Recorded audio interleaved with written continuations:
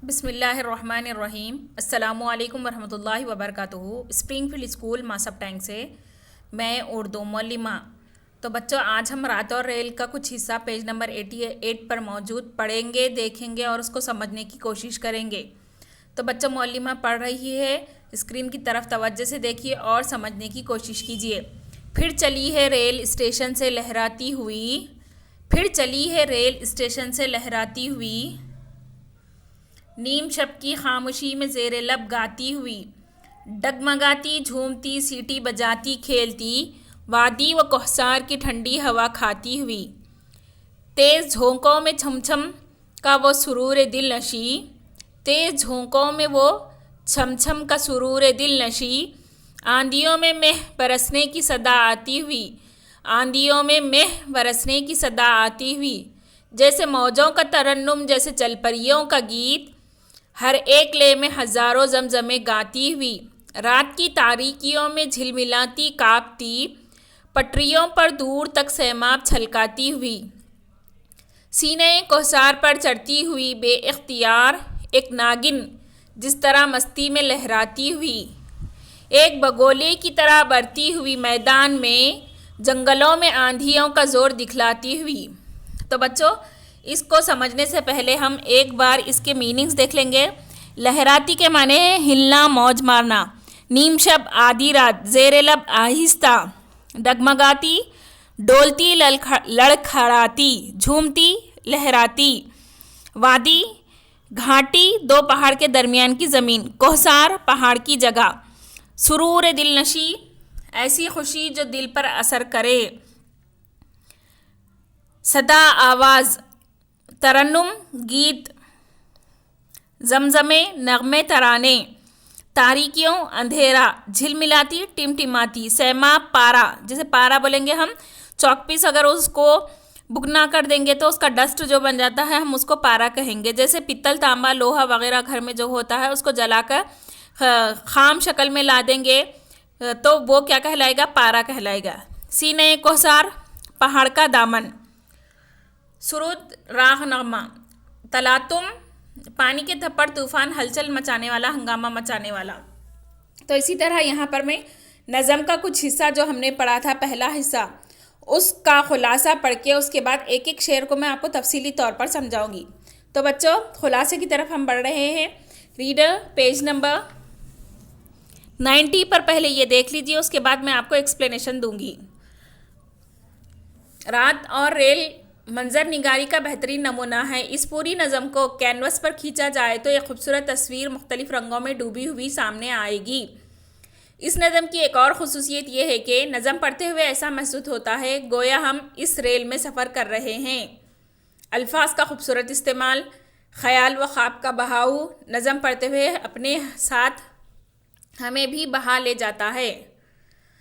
Rail आधी रात की खामोशी में स्टेशन से निकली है और ज़ेरे लब यानी पटरियों पर रेल के पहियों से निकलती आवाज़ जो एक नगमे की तरह शुरू होती है, अपनी इब्तिदा करती है और जब वो गाती हुई चलती है तो लगता है जैसे वो गाने के साथ डगमगाती, झूमती, सीटी बजाती, खेलती हुई वादी और पहाड़ों में ठंडी हवाओं में गोया उड़ रही है। इसके दौड़ने से जो झोंके लगते हैं तो ऐसा मालूम होता है जैसे बारिश हो रही है या फिर जलपरियाँ गा रही हैं, और साथ ही पटरियों पर इसके चलने से जो चिंगारियाँ निकलती है ऐसा मालूम होता है जैसे वो अपनी आतिश बयानी को भड़का रही है।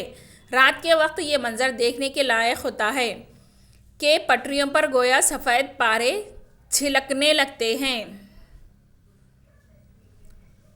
ये हमने खुलासा पढ़ा। अभी हम एक एक अशार की जानिब बढ़ेंगे। फिर चली है रेल स्टेशन से लहराती हुई, नीम शब की खामोशी में ज़ेरे लब गाती हुई।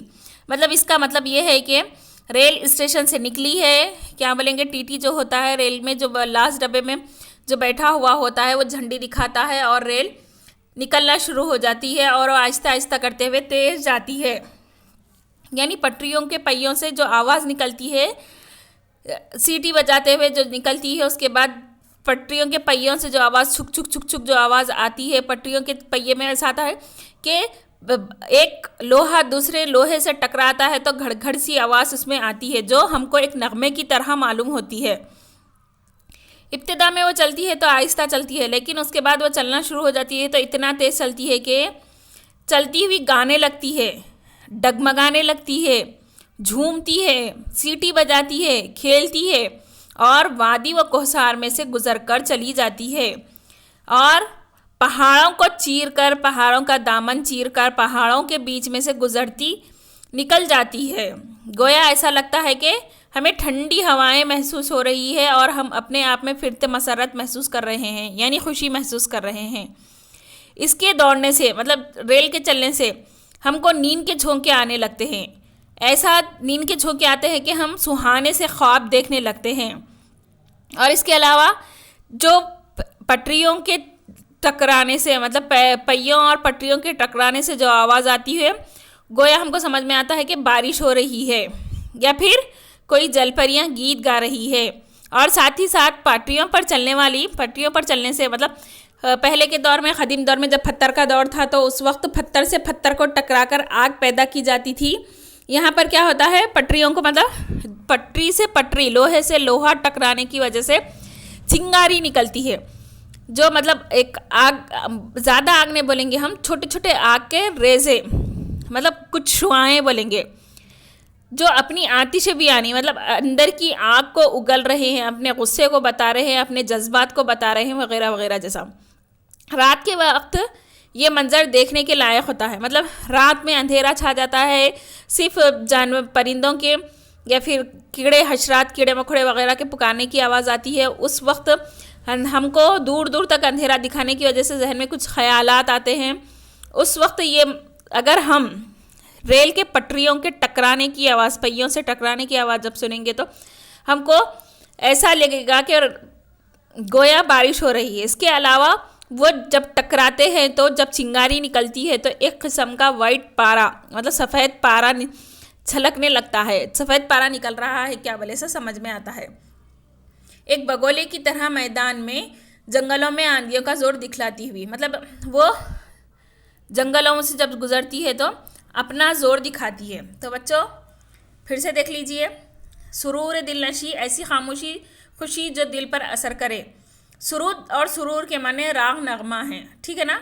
तलातुम यानी समंदर में जो मद्दो जज़र आता है उसको हम तलातुम कहते हैं, यानी पानी के थपड़े, तूफ़ान, हलचल, हंगामा वगैरह।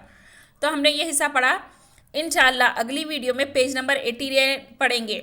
आज का आपका होमवर्क है बीट नंबर 2, पढ़िए लिखिए, क्वेश्चन एंड आंसर्स मुकम्मिल कर लीजिए। उम्मीद करती हूँ कि ये वीडियो अच्छे से समझ में आ गई होगी। जज़ाकल्लाह खैर।